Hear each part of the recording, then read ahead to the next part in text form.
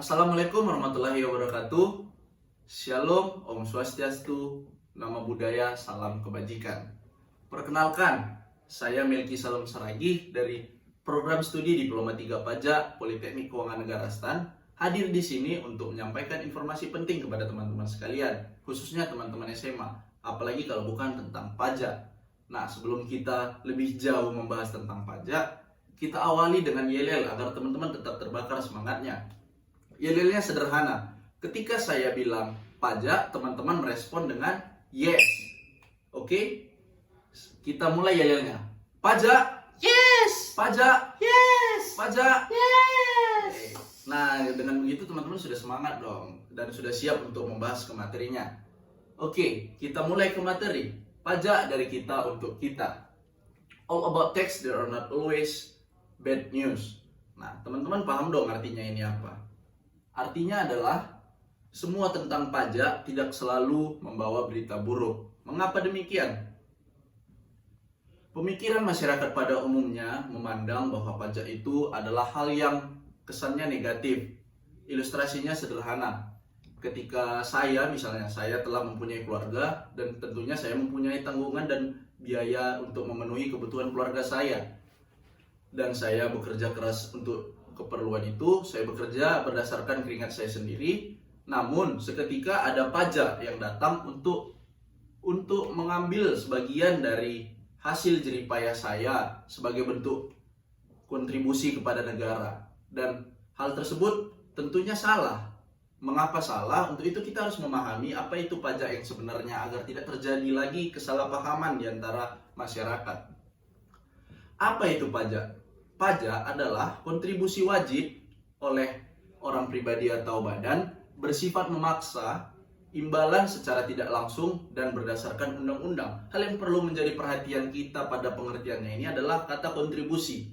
Kontribusi di sini berarti adanya partisipasi aktif, adanya keikutsertaan dari diri kita sebagai subjek dalam bentuk kesadaran. Karena itu merupakan kewajiban kita untuk membantu negara. Nah, konteks pembantuan ini dalam berupa uang yang kita setorkan berdasarkan apa yang kita dapatkan dalam bentuk penghasilan ataupun pertambahan nilai suatu barang dan sebagainya.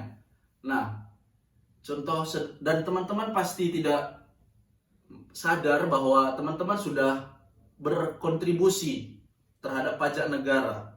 Contohnya adalah faktur pajak dari restoran cepat saji. Nah, teman-teman pasti pernah makan di restoran cepat saji. Dan teman-teman kalau sadar, di bawah ada tertulis tax. Tax itu yang berarti adanya pajak yang dikenakan atas pesanan yang kita pesan pada suatu restoran. Nah, hal itu berarti kita telah menunjukkan kontribusi kita. Dan banyak lagi contoh lain yang teman-teman secara tidak sadar sudah berkontribusi. Dan mengapa kita harus membayar pajak? Teman-teman pasti merasakan teman-teman pasti merasakan nikmatnya berjalan di jalan raya dengan mengendarai kendaraan, bisa berpindah dari suatu kota ke kota yang lain. Tentunya hal tersebut tidak bisa terjadi jika tidak ada kontribusi dari setiap warga negaranya dalam bentuk pajak yang menjadi dasar biaya untuk pembangunan infrastruktur dan fasilitas umum yang dinikmati oleh masyarakat banyak. Tentunya hal tersebut merupakan hasil konkret dari apa yang diperbuat pajak terhadap kontribusi kita. Selain itu ada juga subsidi. Subsidi yang paling dekat dengan kita adalah bahan bakar minyak ataupun dana BOS misalnya. Tentunya teman-teman sekolah, teman-teman SMA juga pasti mendapatkan dana BOS. Dana BOS itu merupakan bantuan dari pemerintah untuk mempermudah pelayanan dalam bentuk pendidikan kepada kita, khususnya rekan-rekan sebagai siswa. Nah, kemudian ada juga anggaran. Anggaran di sini maksudnya adalah biaya yang digunakan pemerintah untuk membeli suatu keperluan untuk pertahanan misalnya. Tentunya biaya untuk polisi, TNI itu membutuhkan dana, yang dananya tidak lain dan tidak bukan dari pajak yang kita berikan kepada negara. Nah, teman-teman juga harus perlu tahu, pajak itu terbagi atas apa saja. Secara garis besar, berdasarkan pengelolaannya, pajak dibagi menjadi dua, yaitu pajak pusat dan pajak daerah. Pajak pusat sendiri, contohnya ada 5 dan terbagi atas 5. Yang pertama ada pajak penghasilan. Pajak penghasilan itu adalah pajak yang dikenakan atas setiap tambah kemampuan ekonomis yang teman-teman rasakan. Misalnya, ketika teman-teman nanti sudah mulai bekerja, tentunya teman-teman mendapatkan penghasilan dan teman-teman pasti akan dikenakan kewajiban pajak atas penghasilan tersebut, dan tentunya hal tersebut merupakan bentuk kontribusi teman-teman dalam menjalankan kewajibannya sebagai warga negara. Yang kedua ada pajak pertambahan nilai. Pajak pertambahan nilai ini sangat dekat dengan teman-teman. Misalkan teman-teman membeli suatu barang pada supermarket atau swalayan misalnya. Dalam faktur yang diberikan kepada kita, di situ telah tertulis bahwa ada PPN sebesar 10% yang dikenakan pada setiap pembelian yang kita lakukan. Hal tersebut tentu menunjukkan kontribusi kita secara tidak langsung kepada negara.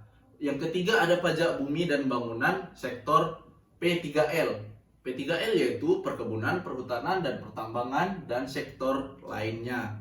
Pajak bumi dan bangunan itu dikenakan terhadap pajak atas tanah dan bangunan yang kita gunakan sebagai bentuk usaha kita, dan tentunya atas pemanfaatan itu kita dikenakan pajak. Kemudian yang keempat ada pajak penjualan atas barang mewah. Contohnya hal yang baru ngetren belakangan ini adalah sepeda Brompton. Sepeda Brompton tentunya merupakan barang mahal karena harganya yang bisa mencapai ratusan juta atau bahkan miliaran, dan hal tersebut tentunya menjadi aset yang akan dikenakan perpajakannya oleh negara karena di situ tergolong barang mewah yang tidak semua orang bisa memilikinya. Yang kelima ada bea materai. Bea materai contohnya adalah materai yang ditempelkan pada dokumen-dokumen berharga untuk menjaga kesahannya suatu dokumen.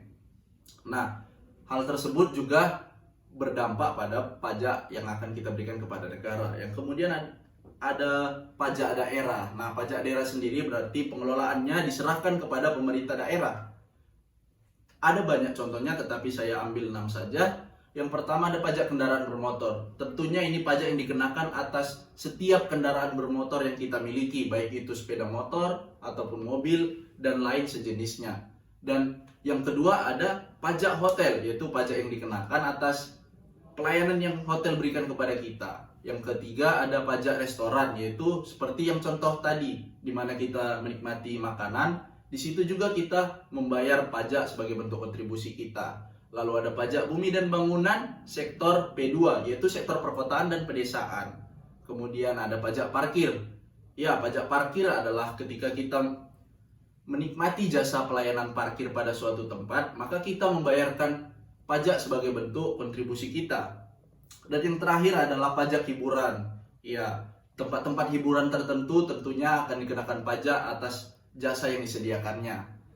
Nah, teman-teman telah memahami pajak itu apa saja, bagaimana, dan apa saja jenisnya. Untuk itu kita perlu tahu siapa sih sebenarnya yang mengelola pajak ini. Pengelolaan pajak secara sepenuhnya dikelola oleh Direktorat Jenderal Pajak. Nah, untuk contohnya di Sumatera Utara ada di Kanwil DJP Sumut 1. Nah, itu teman-teman yang di Sumatera Utara tentu pernah melihat kantor tersebut karena bertempat di pusat kota yang tentunya sangat strategis. Nah, di akhir kata saya ucapkan terima kasih atas perhatian teman-teman sekalian. Saya harapkan semoga penjelasan ini dapat membantu pemahaman saudara dengan pajak agar tidak terjadi salah paham. Dan saya tutup dengan quotes, bangga itu masih muda sudah bayar pajak.